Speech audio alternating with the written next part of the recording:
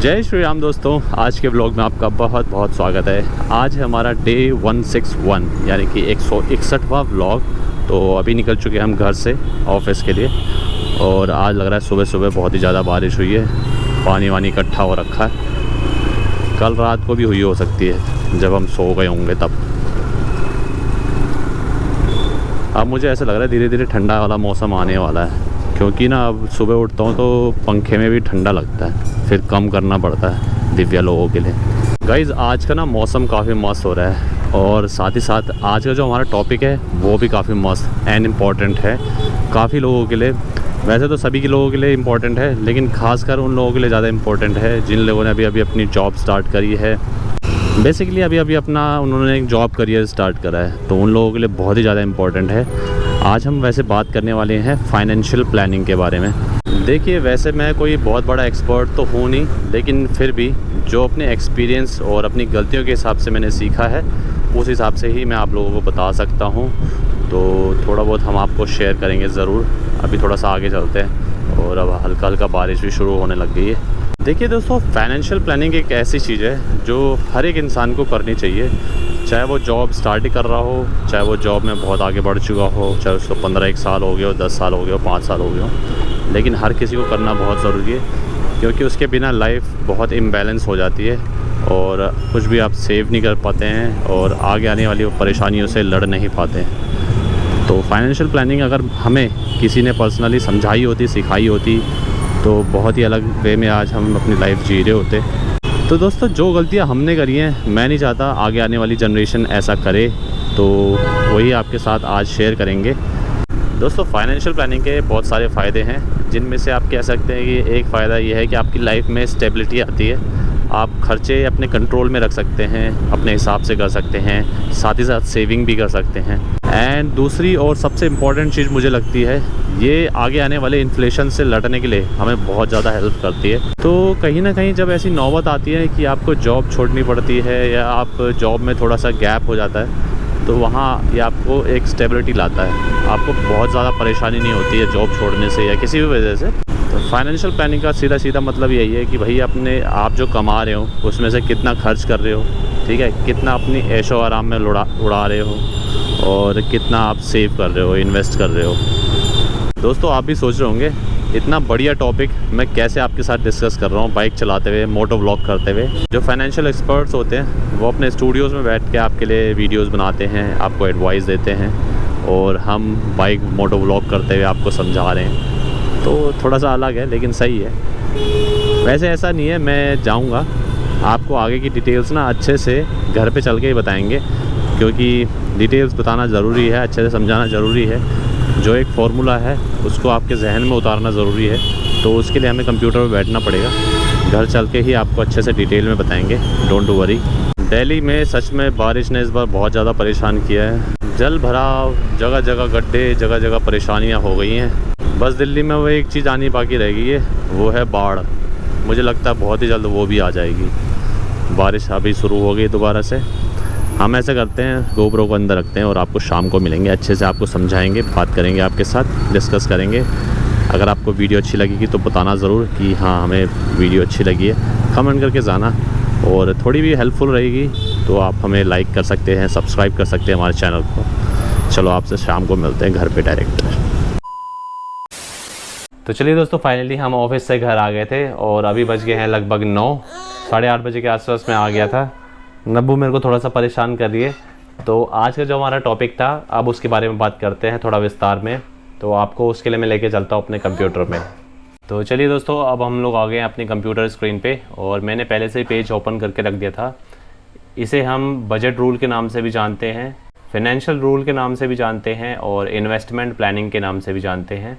इसमें बेसिकली होता क्या है, 5-3-2 इस रेशियो में हमें अपनी सैलरी को बांटना होता है। जो भी हम इनकम कर रहे हैं, चाहे सैलरी के थ्रू कर रहे हैं या छोटा मोटा कुछ काम कर रहे हैं, कुछ भी कर रहे हैं, हमें अपनी नीड्स को, अपनी वांट्स को और अपनी सेविंग्स को 5:3:2 की रेशियो में बांटना होता है। एक छोटे से एग्जांपल के साथ समझते हैं। अगर आपकी सैलरी 10,000 रुपये है तो आपको 5,000 अपनी नीड्स पे खर्च करना पड़ेगा, 3,000 अपने वांट्स पे खर्च करना पड़ेगा और 2,000 अपने सेविंग्स के अंदर खर्च करना ही करना पड़ेगा।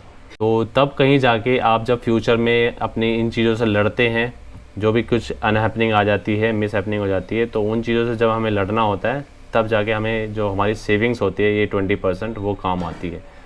तो यही गलतियाँ जब मैं स्टार्टिंग की थी अपनी जॉब में, तो हमने बहुत बड़ी गलतियाँ करी थी। तो उन्हीं चीज़ों के बारे में मैंने आपको आज समझाया था, और ये जो आज चीज़ मैं बता रहा हूँ आपको, उस चीज़ को ओवरकम कर देती है बहुत ही अच्छे तरीके से। अगर आप लोग इस रूल को अपनी लाइफ में इम्प्लीमेंट कर लोगे तो आपकी लाइफ बहुत अच्छे से स्टेबल रहेगी, और साथ ही साथ जो फ्यूचर में आने वाली संभावनाएं होती हैं, उनसे लड़ने वाली संभावनाएं जिनको बोलते हैं, तो उनसे हम अच्छे से लड़ पाते हैं इन सेविंग्स के थ्रू। थोड़ा थोड़ा और भी चीज़ें एक्सप्लेन करता हूँ, चलिए। तो सबसे पहले आप देख सकते हैं इसमें लिखा है 50% आपको अपने नीड्स पे देना है। अब नीड्स होती क्या हैं, जैसे कुछ भी चीज़ आप ले लीजिए, तो इसमें क्या क्या चीज़ें इंक्लूड होती हैं वो मैं धीरे धीरे आपको दिखा देता हूँ। देखिए, इसके अंदर रेंट आ जाता है। अगर आप रेंट पे रह रहे हैं तो रेंट आपको पे करना पड़ेगा। और यूटिलिटी में आती है जैसे आपके फ़ोन बिल्स हो गए, आपके इलेक्ट्रिसिटी वाटर बिल्स हो गए, ये सारी चीज़ें आ जाती हैं। ग्रॉसरी भी आपको लेनी ही पड़ेगी, जब आपको घर चलाना है तो ग्रॉसरी लेनी पड़ेगी। उसके बाद आता है हेल्थ केयर। अगर आप इसी के अंदर अपनी एक हेल्थ इंश्योरेंस भी प्लान करते हैं तो वो भी इसी के अंदर आ जाता है।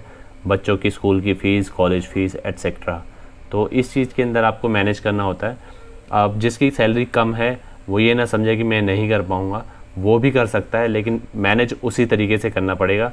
आपकी सैलरी ही डिसाइड करती है कि आपके खर्चे कैसे होंगे, तो हम उसी के हिसाब से अपने आप को मैनेज करते हैं।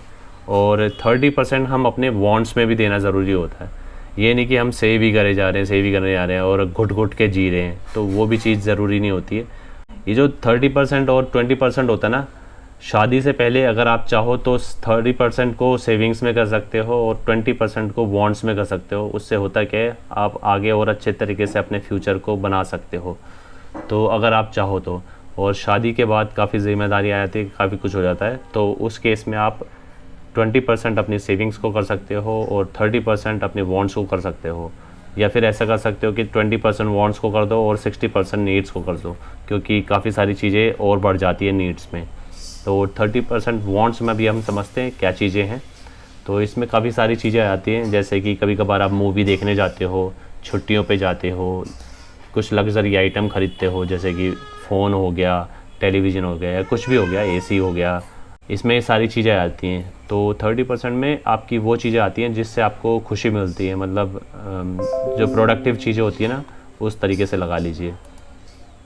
फ़ोन हो गया, गाड़ी हो गई, बाइक हो गया, जो भी आपको चीज़ें लेनी है वो इस 30% के अंदर लेनी है, इससे एक्स्ट्रा कुछ नहीं खर्च करना आपको। और लास्ट 20% सेविंग, तो इन दोनों को आप ऊपर नीचे कर सकते हैं, वो आपको अपने हिसाब से ही करना है। चाहे तो आधा आधा भी कर सकते हो, 25% भी कर सकते हो, लेकिन एक जो ये रूल बना हुआ है ना 5-3-2 का, अगर इसके हिसाब से चलोगे तो बहुत अच्छे से चलोगे। और लास्ट में हमारी सेविंग्स आती हैं 20% सेविंग्स। इसमें हमारी सेविंग्स भी आती है, इन्वेस्टमेंट भी आती है। अब आप किस तरीके से करते हो वो टोटली आपके ऊपर डिपेंड करता है, लेकिन इसमें काफ़ी सारी चीज़ें होती हैं। जैसे कि इसमें बताया गया है कि आपको अपनी फाइनेंशियल इमरजेंसी के लिए ये प्लानिंग करनी होती है। आप इसमें काफ़ी सारी चीज़ें परचेज़ कर सकते हैं, जैसे लॉन्ग टर्म गोल्स के लिए आप लॉन्ग टर्म SIPs कर सकते हैं और RDs कर सकते हैं। काफ़ी सारी चीज़ें इन्वेस्टमेंट को लेकर, तो मैं ज़्यादा बताऊंगा नहीं, आप कहीं भी सर्च करेंगे आपको दिख जाएगा। तो बेसिकली हमें 20% सेव करना है, 30% हमको अपनी खुशियों में खर्च करना है और 50% हमें अपनी नीड्स पे खर्च करना है। तो उम्मीद करता हूँ आपको ये रूल समझ में आया होगा जो आज हमने आपके साथ शेयर करा 5:3:2 का। और ये रूल मैंने आपके साथ क्यों शेयर किया, एक्चुअल में अपने भाई को, छोटे भाई को बहुत ज़्यादा समझाने की कोशिश कर रहा था, लेकिन उसको कुछ समझ में नहीं आ रहा था। तो मैंने फ़ील किया कि मेरे छोटे भाई की तरह काफ़ी सारे ऐसे छोटे भाई होंगे, आप लोगों के भी होंगे और औरों के भी होंगे, तो वो भी कहीं ना कहीं इस चीज़ से उलझ रहे होंगे, इस चीज़ से फेस कर रहे होंगे, मम्मी पापा फेस कर रहे होंगे, वो अपने बच्चों को समझा रहे होंगे। तो अगर ये रूल बच्चे समझ जाएं स्टार्टिंग में, क्योंकि स्टार्टिंग का फेज़ ऐसा होता है नौकरी का, जॉब का, कि भाई सब उड़ते हैं, हम भी उड़े थे। तो अगर ये चीज़ बच्चा समझ जाए स्टार्टिंग से, तो उसका जो लाइफ है, आगे फ्यूचर है, वो अच्छे से सिक्योर हो जाता है। और लास्ट में मैं बस यही उम्मीद करता हूँ आपको आज की हमारी ये वीडियो पसंद आई होगी। और वीडियो पसंद आई है तो आपको क्या करना है, आपको वीडियो को लाइक करना है, चैनल को सब्सक्राइब करना है, और आपसे कल मिलते हैं हम इसी तरीके के इंटरेस्टिंग वीडियोज़ के साथ। तो बने रहिएगा हमारे चैनल में। Bye bye, take care, good night, अपना ध्यान रखिए।